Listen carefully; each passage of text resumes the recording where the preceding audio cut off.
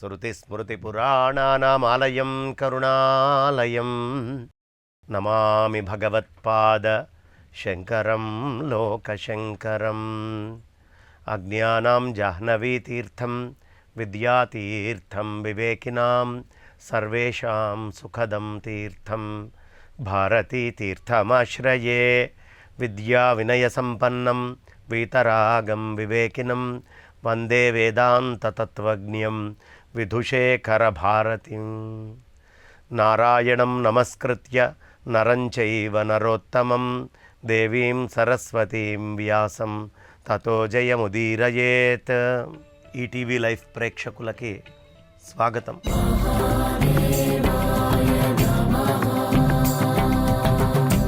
పురాణ రహస్యాలు కార్యక్రమంలో అనేక మంది ప్రముఖులు అనేకమైన పురాణ రహస్యాలు మనకు తెలియపరుస్తున్నారు. అన్నిటిలోకి శివకేశవ అభేదాన్ని చెప్పేటటువంటి అద్భుతమైన పురాణం ఈ కూర్మ పురాణం.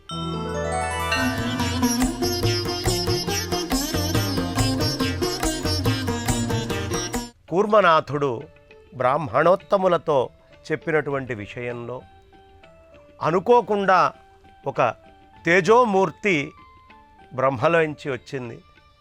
ఇది ఏమిటి అని ఆయన ఒక్కసారి విస్తుపోయాడు. పోయి రకరకాలైనటువంటి ప్రశ్నలు అదేమిటి ఇదేమిటి అని అడగడం మొదలుపెట్టాడు. అడిగేటప్పటికీ విష్ణుమూర్తి వారు ఆ యొక్క వచ్చినటువంటి మాహాత్మ్యము రూపము ఆ గొప్పతనము ఏమిటి అనే విషయాన్ని చెప్తూ ఉన్నారు. ప్రసన్న చిత్తుడైన పరమేశ్వరుడు శివుడు ఆయన చేతులతో ఒక్కసారి బ్రహ్మదేవుణ్ణి స్పృశించినటువంటి ఘట్టం గురించి మనం చెప్పుకోబోతూ ఉన్నాం.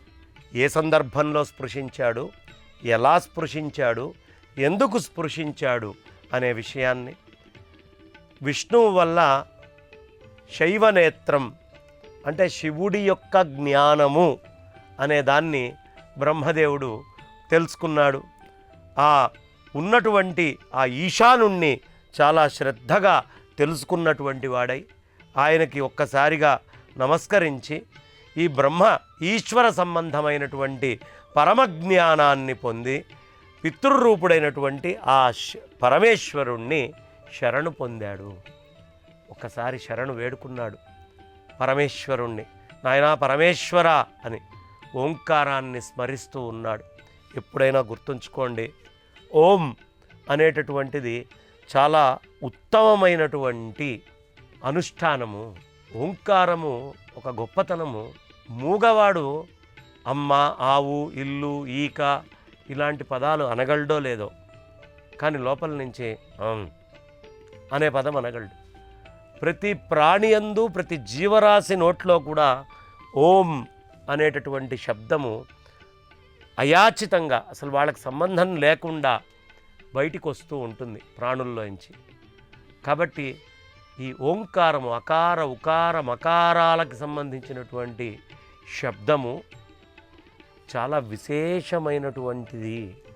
దీనిని చేసి తరించేటటువంటి వాళ్ళు అనేక మంది ఉన్నారు. మనమే కాదు, దేవతలు కూడా నిత్య నిరంతరము ఈ ఓంకారాన్ని చేస్తూ ఉంటారు. అందుకనే చూడండి, మనకి కూర్మపురాణంలో బ్రహ్మదేవుడు ఓంకారాన్ని చేసినట్టు ఉంది. ఓంకారం నమస్మృత్య సంస్థఖ్యాత్మనామాత్మనా. ఆ ఓంకారాన్ని స్మరిస్తూనే బ్రహ్మదేవుడు అంతటి వారు మాట్లాడటం అనేటటువంటిది జరిగింది. కాబట్టి ఆ ఓంకారాన్ని ఎప్పుడూ మనం ఎవరో వదిలిపెట్టకూడదు. ఇక ఆయన ఆ ఓంకారాన్ని తీసుకొని మనస్సుని నిరోధన చేసుకున్నాడు. మనస్సుని పూర్తిగా నిగ్రహించుకున్నాడు. నిగ్రహించుకున్నటువంటి మనస్సుతో ఆయన పరమతత్వమైనటువంటి ఆ అథర్వణ మంత్రాల్లో ఉండేటటువంటి దేవతలు ఎవరెవరైతే ఉంటారో వాళ్ళందరినీ కూడా చేతులు జోడించి సంతోషపరిచాడు. ఒక్కసారి పరమాత్మకి నమస్కరిస్తే, చేతులు జోడిస్తే అథర్వవేదంలో ఉండేటటువంటి దేవతలందరూ కూడా ఆనందిస్తారు. బ్రహ్మదేవుడు స్తుతించడం మొదలుపెట్టాడు. సంతుష్టస్తేన భగవాన్ బ్రహ్మాత్మ పరమేశ్వర. ఈ అథర్వవేద సూక్త మంత్రాలతోటి అలా స్తుతిస్తున్నటువంటి ఆ స్వామిని తలుచుకుంటున్నటువంటి బ్రహ్మదేవుణ్ణి చూసి పరమేశ్వరుడు చాలా ఆనందించి ఓ చిన్న చిరునవ్వు నవ్వుతూ ఇలా అన్నాడు, నాయనా, నువ్వు నా భక్తుడివి, అందువల్ల నీకు ఏ విధమైన సందేహం అక్కర్లేదు, నువ్వు నాతో సమానుడివే, నా భక్తుడైనంత మాత్రానే నువ్వు నాతోటి సమానుడివి అని చెప్పారు. నా భక్తుడివి అవ్వడం అంటే ఎంత గొప్ప మాట చూడండి ఇది. మత్ సమస్వం న సందేహో మద్భక్తస్య యతో భవాన్. నా భక్తుడికి నాకు భేదం లేదు అని చెప్తున్నా. పరమేశ్వరుడు అనుగ్రహం చూడండి, ఆయన పట్ల భక్తి ఎవరికి ఉందో అందుకనే శంకరాచార్యుల వారు చిదానంద రూప శివోహం శివోహం. భక్తుడైనటువంటి వాడు శివుడి కంటే భిన్నుడయ్యేటటువంటి అవకాశమే లేదు అనే విషయాన్ని మనకి కూర్మ పురాణం చెప్తోంది. మయైవోత్పాదిత పూర్వం లోక సృష్ట్యర్థమవ్యయ.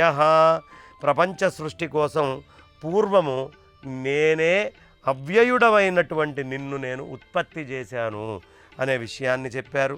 నువ్వు నా దేహం నుంచి వచ్చిన వాడివే, నా ఆత్మవి, ఆది పురుషుడివి. కాబట్టి ఓ పాపము చేయనటువంటి వాడా, విశ్వమంతా నిండి ఉన్నటువంటి బ్రహ్మదేవా, వరం ఏదైనా ఉంటే కోరుకో, నేను నీకు తీరుస్తాను అని చెప్పాడు పరమేశ్వరుడు. కమలోద్భవుడైనటువంటి బ్రహ్మ దేవదేవుడైనటువంటి శంకరుడి మాట విని విష్ణుమూర్తి వైపు చూశాడు. వెంటనే ఉన్నది ముగ్గురు కదా, విష్ణుమూర్తి, బ్రహ్మదేవుడు, పరమేశ్వరుడు. ఈ ముగ్గురికి మధ్యలో జరుగుతున్నటువంటి చర్చలో ఒక్కసారి వరం కోరుకో అనగానే విష్ణుమూర్తి వైపు చూసి ఆ పరమపురుషుడైనటువంటి వృషధ్వజుడైనటువంటి శంకరుడికి కూడా ప్రణామం చేశాడు. ఓ భగవంతుడా, భూత భవిష్యత్ కాలాలకి నువ్వే స్వామివి. ఇత పూర్వం ఏం జరిగింది, ఇక ముందు ఏం జరగబోతోంది అనే మొత్తానికి నువ్వే స్వామివి. భగవన్ భూత భవ్యేశ మహాదేవాంబికాపతే. ఓ మహాదేవా, అంబికా అమ్మవారికి పతి అయినటువంటి ఓ స్వామి అని ప్రార్థిస్తూ రకరకాలైనటువంటి ప్రార్థనలు చేశాడు. నీ పరమభావాన్ని నేను యథార్థంగా తెలుసుకోలేకపోతున్నానయ్యా. నా భక్తుడు నువ్వు నేను వేరు కాదంటున్నావు, నన్ను విశ్వాత్మ అంటున్నావు, నీ వల్లే నేను వచ్చాను అంటున్నావు, కానీ నీ పరమమైనటువంటి తత్వం మాత్రం నాకు అస్సలు అర్థం కావట్లేదయ్యా. కాబట్టి నేను నిన్ను కోరుకుంటున్నానయ్యా, నీ సదృశుడైన పుత్రుణ్ణైనటువంటి నేను నిన్ను ఒకటి కోరుకుంటున్నాను. ఓ మహాదేవా, నీ సూక్ష్మ మాయ ద్వారా నేను ఎప్పుడో మోహితుడినైపోయాను. నీ సూక్ష్మమైనటువంటి కనిపించనటువంటి మాయ అండి. ఎంత గొప్ప మాయ అంటే పరమేశ్వరుడిది. అఘటిత ఘటనా పటీయసి మాయ. ఇది కాదు అంటే అది చేసి చూపిస్తుంది. ఈ సృష్టిలో దేన్నైనా ఇవ్వగలిగినటువంటిది పరమేశ్వరుడి యొక్క మాయ.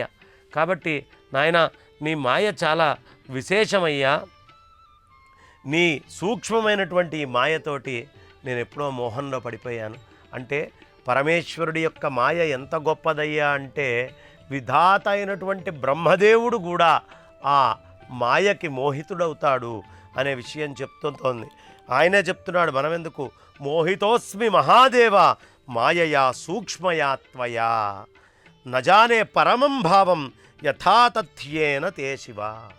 కాబట్టి నాయన, యథార్థ రూపాన్ని నేను తెలుసుకోలేకపోతున్నాను. ఓ దేవా, నువ్వే తల్లి, తండ్రి, సోదరుడివి, మిత్రుడివి. ఎప్పుడైనా పరమేశ్వరుణ్ణి ఎలా కొలవాలో తెలుసా అండి?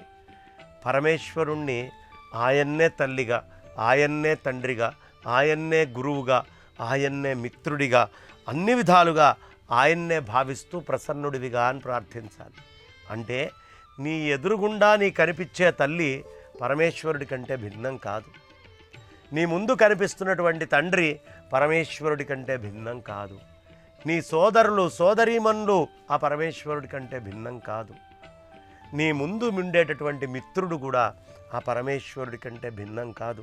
ఈ ఇద్దరిలో అభేద దృష్టి ఉండాలి అనే విషయాన్ని మనకి సుస్పష్టంగా కూర్మ పురాణం తెలియపరుస్తోంది. కాబట్టి అంతా శివమయం. శివుడు లేనటువంటి చోటు లేదు, కనిపించే ప్రతి పదార్థంలోనూ ఆ పరమేశ్వరుడే ఉన్నాడు అనే జ్ఞానము ప్రతి ఒక్కళ్ళకి అవసరము అని కూర్మ పురాణం ఘంటాపదంగా నొక్కి చెప్తోంది. ఎవరిని వాడుకొని? సాక్షాత్తు సృష్టికర్త అయినటువంటి బ్రహ్మదేవుడి మాటల్ని చెప్తోంది కూర్మ పురాణం. ఇది బ్రహ్మదేవుడి మాటలని మనకి చెప్తోంది ఎవరు? కూర్మనాథుల వారు బ్రాహ్మణోత్తములకి. కూర్మనాథుల వారు మనకు చెప్తున్నారని చెప్తోంది ఎవరు? అద్భుతంగా సూత మహాముని శౌనకాది మహామునులకు చెప్తున్నాడు ఈ విషయాన్ని. కాబట్టి ఇంతటి మహత్తరమైనటువంటి విషయాన్ని ఇవాళ మనం తెలియపరుచుకుంటున్నాము. అంటే ఇది శబ్దము ఎప్పుడూ పోదండి. ఎప్పుడైనా శబ్దం పుడితే ఆ శబ్దం ఈ సృష్టిలో ఉండిపోతుంది. మొన్నెప్పుడో ఎవడో అమెరికాలో మాట్లాడింది, వాళ్ళ యూట్యూబ్లో పెట్టుకొని మనం చూడట్లా. శబ్దం పోయిందా? మరి వాడు ఎలా బంధించాడంటే, వాడు బంధించాడు కాబట్టి శబ్దం ఉంటోంది అని తెలుస్తోంది. ఎప్పుడో మా ముత్తాత గారు అహం వైశ్వానరో భూత్వా ప్రాణినా దేహమాశ్రిత అని ఆయన అన్నాడు. ఇవాళ నేను కూడా అదే శబ్దాన్ని అంటున్నానే. అంటే శబ్దము ఎప్పుడూ బ్రహ్మవస్తువే, దానికి మృత్యువు లేదు, అది ఎప్పుడూ ఉంటుంది. అందుకనే మనం మాట్లాడే ప్రతి మాట చాలా జాగ్రత్తగా ఉండి మాట్లాడాలి. ప్రతి ఒక్క అక్షరము అసంబద్ధమైనటువంటిది, లేనటువంటివి అనవసరంగా మాట్లాడకూడదు. కాబట్టి అది మనకి చాలా అవసరము అనే విషయాన్ని చెప్తూ, ఆయననే తండ్రిగా, ఆయన్నే తల్లిగా, ఆయన్నే సోదరుడిగా, ఆయన్నే మిత్రుడిగా ఇన్ని రకాలుగా భావిస్తూ, నీ పాదాబ్జాన్ని నేను నమస్కరిస్తున్నానయ్యా, నీ శరణు వేడుతున్నాను అని బ్రహ్మదేవుడు అంతటి వాడన్నాడు. అంతటా నిండి ఉన్నటువంటి ఆ పరమేశ్వరుడు, ఆయన జగత్తు మొత్తాన్ని తరింపజేసేటటువంటి ఆ పరమేశ్వరుడు, ఆ మహాదేవుడు, ఆ వృషధ్వజుడు, ఆ శంకరుడు బ్రహ్మ మాట విని పుత్రరూపుడైనటువంటి విష్ణుమూర్తిని చూశాడు. వెంటనే బ్రహ్మదేవుడితో ఇలా అన్నాడు. విష్ణుమూర్తిని చూశాడు, బ్రహ్మదేవుడితో ఇట్లా అన్నాడు, నాయనా ఓ పుత్ర, నీ కోరిక ప్రకారమే నేను చేస్తాను. నీ ఈశ్వర సంబంధమైన దివ్య జ్ఞానాన్ని నేను నీకు అనుగ్రహిస్తున్నాను. ఇక మీదట నీకు ఈశ్వర సంబంధమైన దివ్య జ్ఞానం అందిస్తున్నాను. ఈశ్వర సంబంధమైన దివ్య జ్ఞానం అంటే సృష్టి చేసిన తర్వాత ఆ సృష్టి లయమై మళ్ళీ పరమేశ్వరుణ్ణే ఎలా ఆశ్రయించి ఉంటుంది, పరమేశ్వరుడు ఏ విధంగా లయం చేస్తాడు ఈ సృష్టిలో ఉండే ప్రతిదాన్ని అనేటటువంటి దివ్య జ్ఞానం నీకు వస్తుంది. నేను ప్రాణులన్నిటిలోకి ప్రథమమైనటువంటి స్రష్ట రూపంలో నిన్ను నేను తీసుకొచ్చి నియమిస్తూ ఉన్నాను. నువ్వే సృష్టి చేసేవాడివి. ఈ ప్రాణులన్నీ సృష్టి చేయాలంటే తొలి స్రష్టవి నువ్వే అని నేను నియమిస్తున్నాను అని పరమేశ్వరుడు వెంటనే చెప్పాడు. అందువల్ల ఓ పితామహ, నువ్వెలా ఆదేశిస్తే నేను అలాగే చేస్తాను.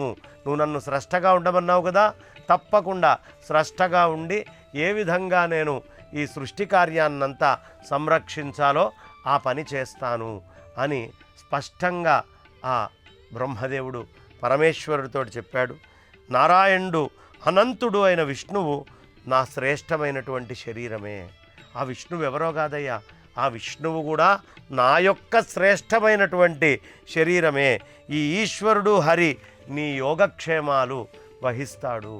ఆ హరి ఇక మీదట నీ యొక్క యోగక్షేమాలన్నీ ఆయనే చూస్తాడు. ఇప్పుడు చూడండి, మనమందరం శివుడు వేరు, విష్ణువు వేరు, శివకేశవ భేదము అంటూ రకరకాలుగా మనం లోపల వైషమ్యాలు తెచ్చుకొని మాట్లాడతాం. కూర్మ పురాణం రాసింది ఎవరండి? వ్యాస మహర్షి. ఆ వ్యాస మహర్షి మనందరికీ స్పష్టంగా చెప్తూ ఉన్నారు. ఏమని అంటే, శివకేశవులకి భేదం చూడకండి. ఎందుకు ఈ మాట కూర్మనాథుడు చెప్పాడు అని ఈశ్వరుడు వ్యాసుల వారు చెప్తున్నారు. అది ఎంత అథెంటిక్ అండి మనకి అష్టాదశ పురాణాలు. కాబట్టి ఎప్పుడూ కూడా మన లోపల ద్వేషభావము అనేది రాకూడదు. పరమేశ్వరుడు వేరు, నేను వేరు అనేటటువంటి భావాన్ని మనం ఎప్పుడూ తెచ్చుకోకూడదు. విష్ణువే పరమేశ్వరుడు, పరమేశ్వరుడే విష్ణువు. కూర్మ పురాణం ఈ మాటని ఘంటాపదంగా చెప్తూ ఉంటుంది, వ్యాసుల వారి మాటని. ఎవరైనా సరే ఈ ఇద్దరిలో భేదం కల్పించాలని చూస్తే ఆ పాపము అసలు వర్ణనాతీతమైన పాపమని కూడా కూర్మ పురాణం చెప్తుంది. శివుణ్ణి కేశవుణ్ణి భేద దృష్టితోటి చూడొద్దు. నేను నిన్ను ప్రథమ స్రష్ట రూపంలో చేస్తాను అని చెప్పాను. అదేవిధంగా బ్రహ్మదేవుడు కూడా అంగీకరించాడు. ఇక ఈశ్వరుడి యొక్క హరి, నా రూపమే అయిన హరి నీ యోగక్షేమాలని చూస్తాడయ్యా, ఇక మీదట నీ యోగక్షేమాలన్నీ ఆయనవే అని చెప్పి ప్రసన్న చిత్తుడైనటువంటి పరమేశ్వరుడు ఆయన చేతులతో బ్రహ్మదేవుణ్ణి ఒక్కసారి స్పృశించి విష్ణువుని గురించి చెప్పడం మొదలుపెట్టాడు. విష్ణుమూర్తి అంటే ఎవరు అని ఎవరు చెప్పాలయ్యా? శివుడే చెప్పాలి. సామాన్యులు ఎవరి వల్ల కాదు. అందరూ అనుకుంటారు నేను చెప్పగలను అని. ఎవడి తరం కాదు. విష్ణుమూర్తి గురించి చెప్పాలంటే శివుడే చెప్పాలి, శివుడి గురించి చెప్పాలి అంటే విష్ణువే చెప్పాలి. సాధారణమైనటువంటి మానవుల వల్ల కాదు. కాబట్టి నీ భక్తికి నేను చాలా సంతోషించానయ్యా. ఏదైనా ఒక వరం అడుగు. నిజానికి మనమిద్దరం భిన్నులం కాము. నువ్వు వేరు, నేను వేరు కాదయ్యా మహావిష్ణు. ఏదైనా ఒక వరం ఉంటే కోరుకో అంటే మహాదేవుడి మాట విన్న తర్వాత విశ్వమయుడైనటువంటి విష్ణుమూర్తి, మనం అందుకనే విశ్వమయుడు విష్ణువు అంటాం కదా. ఇప్పుడు విష్ణు సహస్రనామాలు మొదలు పెట్టంగానే భీష్ముల వారు ఏమంటారు? విశ్వం విష్ణుర్వషట్కారో భూత భవ్య భవత్ ప్రభు అంటారు కదా. విశ్వం విష్ణు ఆ పదం ఎక్కడ వచ్చింది? ఇక్కడ ఈ ప్రదేశంలో వస్తుంది. ఆ అద్భుతమైనటువంటి తుష్ణోస్మి సర్వదాహంతే భక్త్యా తవ జగన్మయ వరం వృణీష్వ నవ్యాహం విభిన్నౌ పరమార్థతః అని చెప్పి విష్ణుర్విశ్వజగన్మయ అనే శబ్దాన్ని ఇక్కడ వాడారు. కాబట్టి నీకు నేను చాలా అద్భుతమైనటువంటి ఒక స్థితినిస్తానయ్యా. మనం ఇరువురము అభేదులము, మన భేదము లేదు అని చక్కగా పరమేశ్వరుడంతటి వాడు విష్ణుమూర్తితోటి ఆ అభేదాన్ని చెప్పి మహాదేవుడి మాట విన్న తర్వాత నా కోసమే ఇంత శ్లాఘనీయమైనటువంటి వరం, నేను పరమేశ్వరుడవు పరమాత్మవు అయిన నిన్ను దర్శిస్తున్నాను, ఈ నా భక్తి నీ యందు ఎల్లవేళలా ఉండుగాక. ఎవరు కోరుకుంటున్నారు? విష్ణుమూర్తి అడుగుతున్నాడు. పరమేశ్వర, నాకు నీ మీద భక్తి ఎప్పుడూ ఇలాగే ఉండుగాక. దానికి శ్లోకం ఆధారం. పూర్వార్థం తీసుకోండి, 9వ అధ్యాయం తీసుకోండి కూర్మ పురాణంలో. ఆ 9వ అధ్యాయంలో కూడా మనం అందరము తెలుసుకోవాల్సింది ఈ 81వ శ్లోకాన్ని చదవండి. శివకేశవ అభేదాన్ని చెప్తుంది. ఏష ఏవ పరశ్లాఘ్యో యదహం పరమేశ్వరం పశ్యామి పరమాత్మానం భక్తిర్భవతు మే త్వయి. నీ యందు ఎప్పుడు ఇలాగే భక్తి ఉండేట్టుగా అనుగ్రహించు అని విష్ణుమూర్తి పరమేశ్వరుణ్ణి కోరుకుంటున్నాడు. ఇదే విధంగా పరమేశ్వరుడు విష్ణుమూర్తిని కూడా కోరుకుంటాడు. వాళ్ళిద్దరూ అభేదమైనటువంటి స్థితి. అట్లా అని సరే అట్లాగే అవుతుంది పో అని వరమిచ్చాడు మహాదేవుడు విష్ణుమూర్తికి. నీ అన్ని కార్యాలకి నువ్వే కర్తవు, నేను అధిదేవతని. ఏ కార్యక్రమం జరిగినా దానికి కర్తవి నువ్వే, నేను దానికి అధిదేవుడిగా ఉంటాను. అందుకనే మీరు ఏ విష్ణువాలయానికి వెళ్ళినా క్షేత్ర పరిపాలకుడిగా పరమేశ్వరుడు ఉంటాడు. ఏ శివాలయానికి వెళ్ళినా ఆ క్షేత్ర పరిరక్షణ విష్ణుమూర్తి చేస్తూ ఉంటాడు. వాళ్ళిద్దరూ ఎంత స్వారస్యంగా ఒకళ్ళ అభేదాన్ని చెప్పి మాట్లాడుకుంటున్నారు. అలాంటి స్థితిలో ఉంటాయి ఈ పురాణాలన్నీ. కాబట్టి రహస్యాలు తెలుసుకోండి, ద్వేషభావాల్ని దూరం చేసుకోండి. ఇదంతా నీ రూపమే కాబట్టి ఇందులో నాకు సందేహం లేదు. ఓ పరమేశ్వర, విష్ణుమూర్తి చెప్తున్నాడు, నువ్వే చంద్రుడివి, నేను సూర్యుణ్ణి, నువ్వు రాత్రివి, నేను పగల్ని, మన్మయం త్వన్మయం చైవ. ఇదంతా నీ రూపమే, నువ్వు నేను వేరువేరు కాదు. విష్ణువు చెప్తున్న మాటలు. మన్మయం త్వన్మయం చైవ సర్వమేతన్న సంశయః భవాన్ సోమస్త్వహం సూర్యో భవాన్ రాత్రిరహం దివం. మనలో ఏం లేదయ్యా.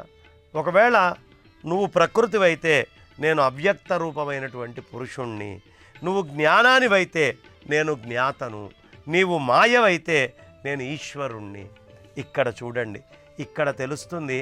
అయ్యప్ప గురించి వంకబెట్టేటటువంటి వాళ్ళు చాలామంది వస్తున్నారు ఇవాళ రేపు. ఈ అయ్యప్ప శివుడికి కేశవుడికి కలిసి పుట్టారట కదా అని. అజ్ఞానంతో అతి అతి తక్కువ జ్ఞానము పురాణాల పట్ల ఉండడం వల్ల ఇలాంటి మాటలు వస్తాయి. ఇక్కడ ఏం చెప్తున్నారు? భవాన్ ప్రకృతి వ్యక్తమహం పురుష ఏవచ. నువ్వు గనక ప్రకృతి రూపాన్ని ధరిస్తే నేను పురుషుణ్ణి, నేను ప్రకృతి రూపాన్ని ధరిస్తే నువ్వు పురుషుడివి. అలా కాకుండా ఇద్దరము శివకేశవుల రూపంలో ఉంటే నువ్వు ఒకళ్ళు సంహారం చేసేటటువంటి వాళ్ళు, ఒకళ్ళు సృష్టిని మొత్తాన్ని రక్షించేవాళ్ళు. ఈ మాటలు కనిపిస్తున్నాయి కదా. కాబట్టి ప్రకృతి పురుషుడు. కాబట్టి ఈ రహస్యాలన్నీ తెలుసుకోవాలి. తెలియకుండా ఎలా పడితే అలా దేవతల్ని వంక పెట్టకూడదు. ఈ ప్రకృతి పరమేశ్వరుల నుంచి వచ్చినటువంటి వాడే శివకేశవ తనయుడు హరిహరపుత్రుడైనటువంటి అయ్యప్ప. బ్రహ్మవాదులైనటువంటి యోగులు మనిద్దరిని ఒకే భావంతో చూస్తారు. ఏకీభావేన పశ్యంతి యోగినో బ్రహ్మవాదిన త్వామనాశ్రిత్య విశ్వాత్మన్ నయోగి మాముపైష్యతి. యోగి అనేవాడు ఎవడైనా ఉన్నాడు, వీడు యోగి అనాలంటే శివుణ్ణి విష్ణువుని వేరుగా చూడకూడదు. కాబట్టి నువ్వు ఈ దేవతలు అసురులు మనుష్యులతో కూడినటువంటి ఈ మొత్తాన్ని సంపూర్ణ జగత్తుని పాలించు అని చెప్పి మాయతో సమస్తమైనటువంటి ప్రాణులని మోహింపజేసేవాడు అనాది. అట్లే అనంత శక్తి సంపన్నుడైన భగవంతుడు సృష్టి స్థితి లయరహితమైన తన అవ్యక్త స్థానానికి వెళ్ళిపోయాడు.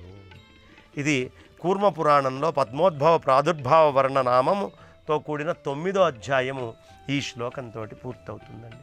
కాబట్టి ఇరువురి అభేదం తెలుసుకుందామని చెప్తూ నా వాణికి విరామాన్ని ఇస్తున్నా. స్వస్తి. ఈ కార్యక్రమాన్ని తిరిగి చూడాలనుకుంటే www.youtube.com/@ETVLifeSpiritual లో చూడవచ్చు.